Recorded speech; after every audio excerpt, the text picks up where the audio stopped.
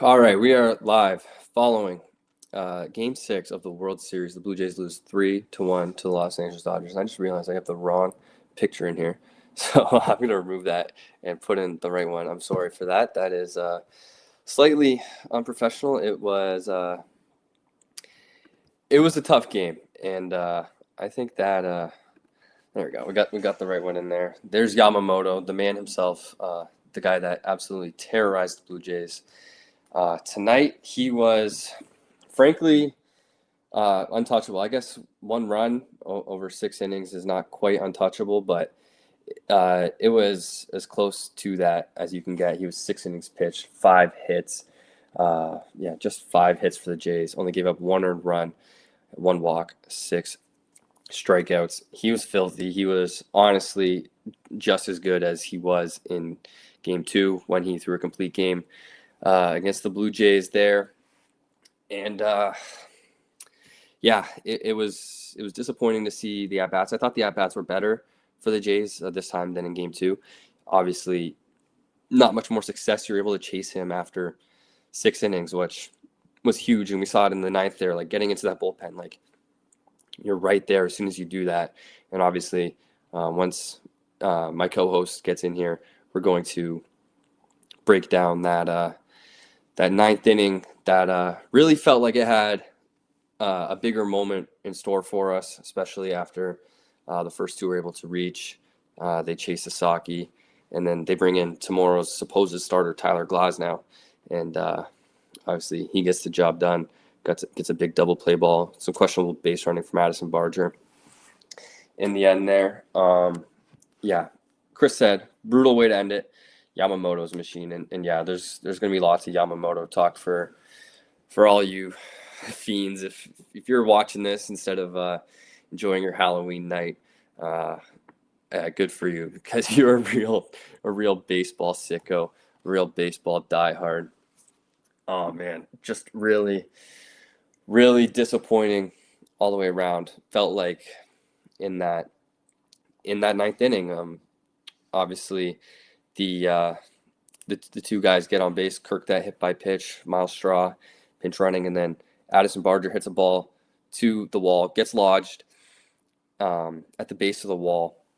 And lodged, I mean, in like the slightest, like with the lightest use of the word possible, because like hardly lodged, man. Like, I think if the center fielder just goes and picks it up, they play on. They probably let Miles Straw score. Kind of really felt like a big momentum killer for the Jays.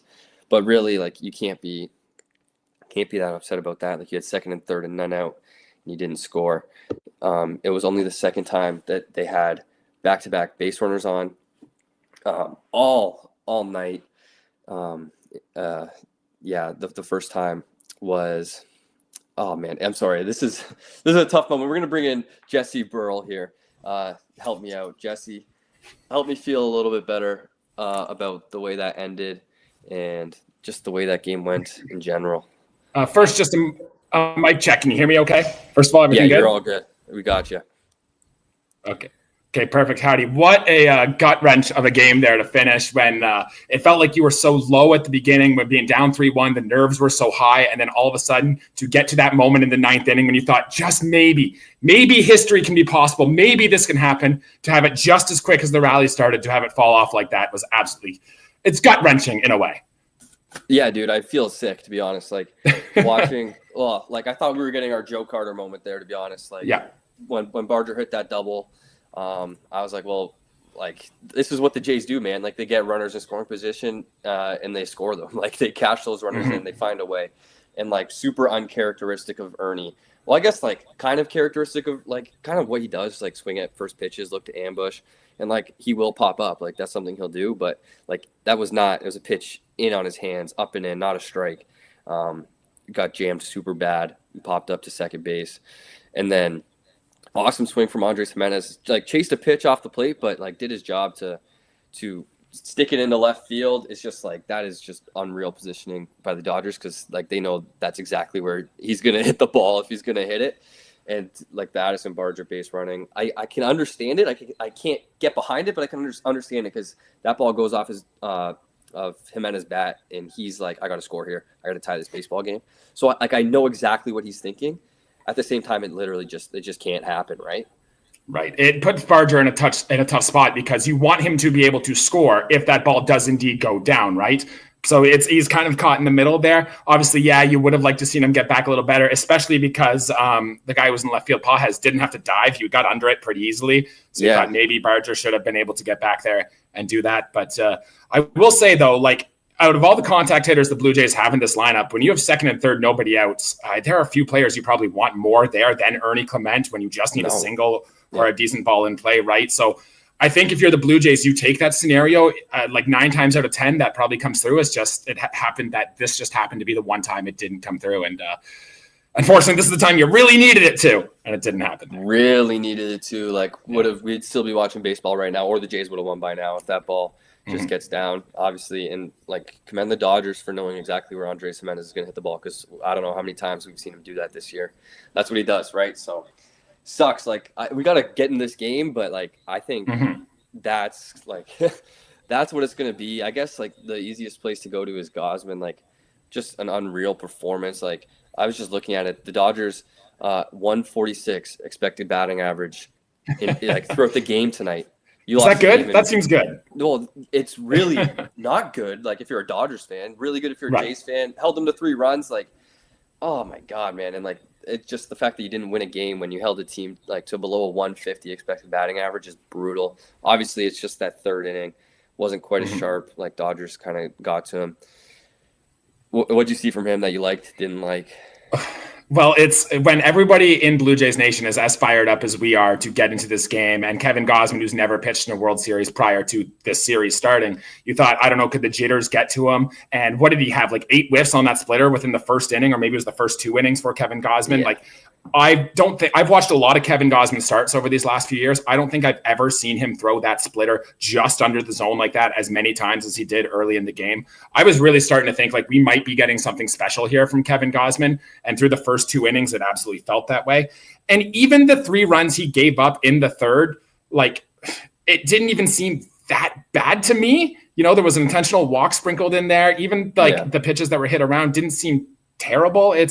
I don't know. I think the Dodgers just did a good approach. Mookie finally hit a fastball, which is something he hasn't been able to do all month, you know, and I hate to do the old tip your cap because we're kind of annoyed from that, especially from what happened last year with Blue Jays fans. But you knew Mookie was eventually going to have his moment. And if that is the moment Mookie gets, I like our chances going forward. Yeah, we're gonna have to find a way to feel better going into Game 7. I feel like genuinely like sick, man. Like, that's just really hard baseball to watch all the way through until the 9th inning. And obviously did not go the Blue Jays' way. You mentioned Mookie Betts. That 2-run single in the third was his 4th hit of the World Series. He's now hitting 154. Like, they just absolutely stifled him. He's been like just not good. I mean, like, I don't want to like poke the bear, wake up the beast or whatever, but like that, just saying it like it is, like talking about his results is just, he just really hasn't done it, and he really burned you there. And what are you going to do? Like, you got the matchup you wanted. Right. And even then, Kevin Gausman settled down pretty nicely after that. You know, it was a good run. The Dodgers really never got too much going until we pulled him out there. So, you know, Kevin Gausman did his part today. I know after his, I don't remember if it was in the championship series or if it was earlier this World Series. He pitched all right, but he came out to the media post game and said things like, I feel like I should have pitched better. I should have done more. I should have done my part. We'll see what Kevin Gausman has to say after this game here. I bet you it's going to be similar tonight. You think so? Yeah. Well, that 3-run inning, like that 3-run third, like it's the difference in the game. And like, obviously, like he has a postseason ERA of 2.93 now and just picked up his 3rd loss. Like, right. So obviously, like, pitchers' wins and losses in tiny sample sizes, like the playoffs. Like, I'm not like thinking that this is Kevin Gausman's fault. Like, the fact that the Jays can't hit or haven't been able to hit behind him is really disappointing, I guess. But yeah, like, you got to feel for him.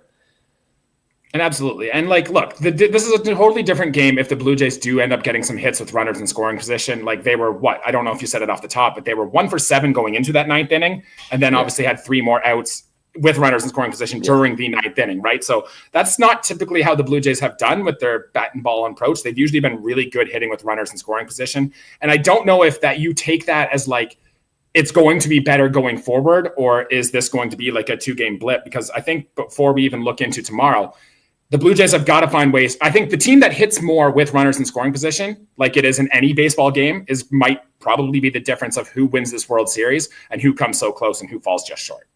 Yeah, well, we'll get to it, I guess, but like in a one-game sample size like that, and like we're not going to go too long tonight. Like it's already 11:30 Eastern time, and oh man, and that game sucked. Like that was brutal.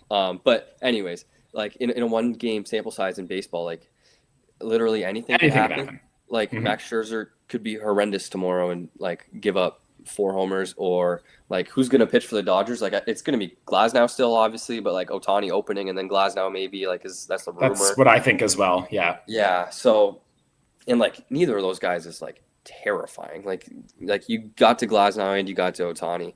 So like I think it's like going to be a coin flip either way. Like you got to feel decent about Max Scherzer based on what he's been able to do in the playoffs. Just disappointing. I don't know. That's gonna keep coming back to that, but like I wish he wraps it up tonight. I wish we weren't talking about a Game 7. Obviously, I'll come around to it and I'll get there and I'll be ready and I'll be fired up by first pitch tomorrow. But like to be on a fly on the wall in that Blue Jays clubhouse right now, like they're the even keel team, right? Like that's what they're supposed to be. Like they're supposed to be the team that doesn't get down on themselves, is able to rally even after a tough loss like this. So I guess we're going to find out if they're really that tomorrow. I mean, being a baseball fan, especially a Blue Jays fan, as we go through this World Series, like we've never been here before. We don't know how we're supposed to feel. And it's the wave of emotions that keep coming through. You get those really high highs, which we've had all through the season, all through October. And then these low lows too, that is just the glory, I suppose, of postseason baseball. I bet you'll go to bed tonight. Maybe you'll puke a little if you feel like still doing that. And then you'll wake up tomorrow and you'll be like, okay, this is it. Those nerves, I don't know about you, but I had nerves sitting in my stomach for hours today before first pitch. Those will all come back. And then once 8 p.m. Eastern hits, it's all systems go and we'll be able to get to go. Going back to your point about the pitchers tomorrow, though, like the only Dodgers pitcher that really scares me even a little bit, because the Jays got to Sasaki, the Jays have gotten to all these guys, is Yamamoto. And it's Game 7 of the World Series. Like all hands are all deck. There is no tomorrow. I'm sure if Yamamoto really wanted to and Dave Roberts wanted him to, he could probably throw another 30 pitches or so tomorrow. But it's like, even then, the Blue Jays had their chances against him here today, right? We chased into that bullpen in by the 7th inning today. It all seemed like a recipe for the Blue Jays' success. And I do think, even though the Blue Jays are down, we've seen there really hasn't been, like momentum isn't real pretty much in all of these postseason runs so far. So you gotta, in that weird way, in a sense, you kind of gotta like the Blue Jays' chances going into tomorrow. No, and to be honest, like I feel much better about the matchup going into it. Like this kind of went exactly how, not that you thought it would win, because like all day I was like the Jays are winning the World Series tonight. Like it was kind of a foregone conclusion in my mind, whether like I deep down thought that or like I was just trying to convince myself. Either way, like but tomorrow like was always the better matchup, and I don't want to act like I didn't really expect them to win tonight or didn't think they had a chance tonight, but like Yamamoto is just ridiculous. Like I don't understand how that guy ever gives up a run. I actually pulled up. I have his heat map here. And sorry for our podcast listeners who aren't going to be able to see this, but basically it's dark blue in the middle and red on the edges. He's really good inside to righties. And then there's a big blue spot in the middle where he does not miss. And then there's another hot red spot outside to righties on the outside corner. Like, I don't know like how he's so good with his command. Like his command is unreal. And then he does it with like 4 different pitches. He threw at least 4 pitches 10% of the time tonight. Just filthy, man. Sickening, to be honest. Yeah, the comp I remember when Yamamoto came out of Japan was they were talking to him about like he's peak Zach Greinke, except if Zach Greinke could also throw 98 and go out there. And Zach Greinke has had a hell of a career, right? I think I saw some stat and I wanted to look it up, but the third time through the order effect has been a massive talking point all throughout baseball, probably for the last 3 or 4 seasons now. And like the 2 pitchers in baseball who never have that were like Chris Bassett and Yamamoto, who just seem to get better as the game goes on. So I was actually kind of encouraged in a way to see the Blue Jays get more runners on base going forward, the more looks they've had against him. So it's just, if you're grasping at straws for small victories in a game that feels so gut-wrenching, I'll take that as a small one. Yeah, I mean, like, going forward, it's not going to really matter because I don't think we see him tomorrow. Like, I don't know. Like, I'm not going to pretend to be in Dave Roberts' mind here, but yeah, I have a really hard time seeing him bounce back to tomorrow. And even if you do see him tomorrow, like, I have a really hard time seeing, like, much more than an inning and him even looking sharp and, like, being able to get hot. Like, to bounce back your body, like, these guys get 5 days off for a reason. No, you're all right. Yeah, like, these guys get 4 days in between starts. Like, they go every 5 for a reason. So, like, even if you was to warm up tomorrow, like, I wouldn't really be, like, terrified of him. They all got decent looks at him tonight. Like, there wasn't any, like, particular, like, good performance from the Jays offensively. Like, I guess Ernie had 2 hits, Vlad doubled, but yeah, Barger had the double there too. Yeah, right? Barger did have the double as well. So yeah, I don't know. Like, hopefully, I never have to see him again, to be honest. I agree. You'll be in LA for the next 10 plus years, right? So the Jays will really only have to see him once a season. And then when we meet him again in the World Series next season or the year after that, or whatever it is it may be. So we will be okay with doing that. Did you want to talk a little more about what to expect for tomorrow, or did you want to go backwards and look more at this game and break it down even a little further? Let's get into this just a touch more. We've already been, we're like 15 minutes into this. So yeah, we can go a little bit deeper into this. Okay. Where do I want to go to here? Okay, so I guess I want to talk about Justin Robleski because this Dodgers bullpen is supposed to be terrible. And every guy they bring out is throwing 99 and or left-handed. And Justin Robleski was that and or tonight. He got up to 99 against Kirk. That is just, like, not something he does. And he got up to 99 to strike out Kirk. So, like, I don't have much on him, but, like, it was just like, oh, man, like, this is a guy they didn't want to go to. Like, the plan was always supposed to be Yamamoto right to Sasaki for 2. And then Robleski comes out and just looks, like, untouchable. And got up to 99 to strike out Alejandro Kirk, who was, like, notoriously, like, a sub 10% strikeout guy. And it was just, like, at that point, like, it felt like it was over. And then I think that's what made it even more gut-wrenching that they did the fake comeback thing later. Is like, I was like, oh, it's already over. Just Robleski has our number. Like, what are we doing? And then, but yeah, that was all I had on him. I don't know if you had anything specific there.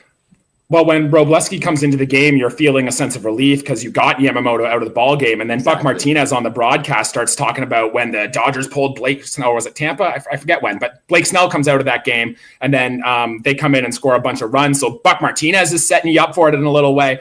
Everyone's all getting hyped. And then when Kirk strikes out on that first pitch, it's tough. But against a lefty, like, I don't think there's 3, aside from Vlad and maybe Springer, of course, I don't think there are 3 better hitters you want. Like, Ernie Clement has a WRC plus of like 1 million against left-handed hitters this year, right? And then Alejandro Kirk does well. And even if the double too, right? Right, exactly. So he did his job coming out of there, right? And so my question is, like, going into that inning there, I had the thought of Andres Jimenez against Robleski there. Like, I had the thought this would be a great time for maybe Davis Schneider to come in or maybe somebody else off the bench. You could move Ernie to short. You could move Barger into third and put one of the outfielders in or move IKF around. Like, I was very curious about the decision to leave Andres Jimenez in the game there when you needed a big spot down 2, especially because Jimenez isn't really known for his bat, especially against a tough lefty there, right? And Andres Jimenez did get another at-bat in the ninth, so maybe that's what John Schneider was thinking. But I thought that was a very critical decision in this game that, you know, maybe you get Davis Schneider a chance against a lefty might have turned out a little differently. Oh, I was begging for a pinch hitter, and Schneider just, like, won't do it for Jimenez. He's obviously their best defender, their best defensive shortstop, but, like, I don't think you lose that much with Ernie at short, and obviously, like, bringing IK off the bench to play short, like, would have worked too. Like, I really would have liked to see even Ty France, like, a little bit more contact there, right? Like, either Schneider or France I would have been fine with. Really would have probably liked to see a pinch hitter, and obviously, like, it almost paid off in the ninth. Like, if that ball gets down, like, we're telling a completely different story. Like, John's a genius for not pitch hitting, and like, he literally just hit the ball too hard to left. So, like, what are you gonna do there? Like, I don't know. You kind of lost in the 7th inning decision, and then won in the 9th. Like, when won it on the back end, and, like, in the 9th inning when he put a good swing on a ball, like, it kind of paid off. But Obviously, didn't actually pay off. Other than that, like bottom 8 was really disappointing as well. Like George Springer kind of has an excuse me leadoff single. Yep. Top of the order's up with nobody out, and like you're bringing up Nathan Lucas, Vlad, and Bo, and you're like, all right, well, this is kind of the time. Come back, kids. Get a funky little leadoff runner. Like, this is how the Jays have done it all year. Something funky happens, a loop and a blast kind of thing, like tying runs at the plate. And then, like, the Nathan Lucas at-bat was pretty bad, like, popped up. Vlad earned a really, really good walk. Yep. Like, really, kudos really to Vlad. at-bat. Great at-bat there, yep. And then, like, the Bo pop-up was brutal. And then the Varsho ground out, like, missed a cookie splitter. Like, that's what Varsho does. He hammers off speed pitches, like change-up and splitters. He hit it hard, but it was a one-hopper right at the guy. Yeah, and right, again, exactly. that's like 3 feet to the left or 3 feet to the right. It's a different story. It's just, it seems to be the story of baseball in these one-game samples, right? The old cliche is that it's a game of inches. And I think today's game proved that more than anything from what happened on the diamond there. So it's tough, and it doesn't make you feel any better knowing that they should have had these expected results. But, I looked up the stat before the game, and like it's your run expectancy 24, which is based on your base out stats, et cetera, et cetera. And the Blue Jays have been phenomenal in that state all postseason. I think they are the only team in the postseason field that actually scored more runs than expected, and they did it by a long shot in the postseason. So the fact that they've been doing it all postseason and in Game 6 of the World Series is when it finally doesn't happen, just makes you feel a little sick to your stomach. But a little bit sick to your stomach. So is that saying the Jays are getting lucky? Like they're scoring more than expected? Well, it's not that they're getting lucky. Like your plate approach has a lot to do with it, right? It's basically like when they got a guy on, like what's this, like when you have bases loaded, no outs, right? Average, say, you're supposed to score 2.8 runs. The Blue Jays have scored 33 more runs on average than the average team does in the postseason stats. In the postseason alone, like the next best team was the Cincinnati Reds, who played 2 games and lost them both. So that's how good the leaderboard's on Fangraphs. We can go up and find it here, but it was kind of ridiculous about how good the Blue Jays have been in those states this postseason. But ultimately, when it mattered here in Game 6 of the World Series, it didn't happen. So go figure. I was gonna say, I don't know if I lost you there, Owen, but it was just a very interesting game, exciting game all around. I really do think if we want to shift maybe a little bit into what to expect here tomorrow, like I think that Max Scherzer could do some really good things as we wait for him to get in here. There we go. Got me back. Sorry about that. Perfect. Let's go. Yeah. I was leaning into talking a little bit about Max Scherzer. If you had another point before we jump into what to expect tomorrow. I think we're ready to talk about tomorrow a little bit and then get the heck out of here. Chris wants us to talk about, tomorrow he wants to be hyped up. What's the formula for a Game 7 win? I think that's probably a good spot to end it because I'm looking into my crystal ball a little bit here. And who else do you want on the mound but future Hall of Famer Max Scherzer? I have a feeling this guy knows what he's in for. Has pitched in the biggest moments. What bigger moment than Game 7 of the World Series at home? Chance to put away the Los Angeles Dodgers. I think we're getting a good one from Max tomorrow. How about you? Yeah, I mean, I'm cautiously optimistic, I suppose. Like, he's been quite good in the postseason. He still has had a little bit of a home run issue, which does worry me just a touch in these big games when anything can matter and everything matters so much. I do think we're really going to get an all hands on deck tomorrow. I think we've got to throw Eric Lauer if he's ready and recovered from the 18 inning marathon. Like, you got to give him a little bit of a run just because he had been so good. I know Bieber's going to be ready to go, right? You might get an inning out of him. Yeah. I'd imagine Hoffman didn't pitch today, so you're probably going to ride Jeff Hoffman pretty hard tomorrow. I even wonder, we're probably going to even see a Treya Savage at some point tomorrow. Like there is no day off. I do think so because there is no rest. Like no matter what happens tomorrow, Treya Savage is getting 3.5 months rest, right? Mentally, he said he'd be ready for Game 6. He said physically was another issue, but it's all hands on deck. You don't have to squint that hard to say Treya Savage might be your best pitcher you have on this roster right now. And I think if you need 3 big outs, say it goes to the 10th inning, say Hoffman's already pitched a little bit, say you've used Bassett and Dominguez or whatever, and you need Treya Savage, I think there's a chance that it could happen. Yeah. Varland threw 17 pitches today, so he'll be good for tomorrow. Anthony Dominguez was only in for 1 or 2 outs. Like he'll be good for tomorrow. Flew hard. He didn't go too deep. He'll be good. Like you're going to have a full staff minus Gausman, I think is pretty much a safe bet. Yeah, I think really the formula is going to be how many runs can you score. You're going to see Glasnow and Ohtani. You're going to know that for sure. And then other than that, like maybe Snell bounces back, like if you're talking about a Trey Savage, like, but other than that, like, I don't know how much Ohtani's going to have, like that short rest for him as well.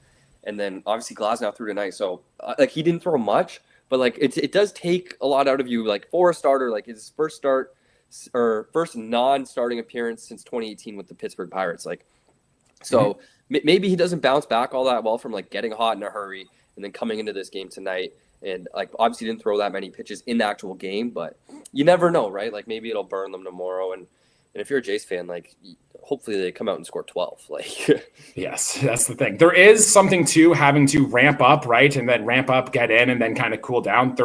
I haven't looked this up, but I'm sure there is something to that, right? John Schneider has talked a few times about how many times he gets guys up in the bullpen, and that does have a wear and tear on you. Yeah, so it's maybe, a real thing. Yeah, so maybe if we're grasping at straws, maybe that means you can get to Glasnow just a little bit more. I do think, to the question here, that I do think Ohtani is going to start because of the Ohtani rule. If you start Glasnow and then bring Ohtani in later, then you lose the DH, which would mean then Ohtani would have to play in the outfield.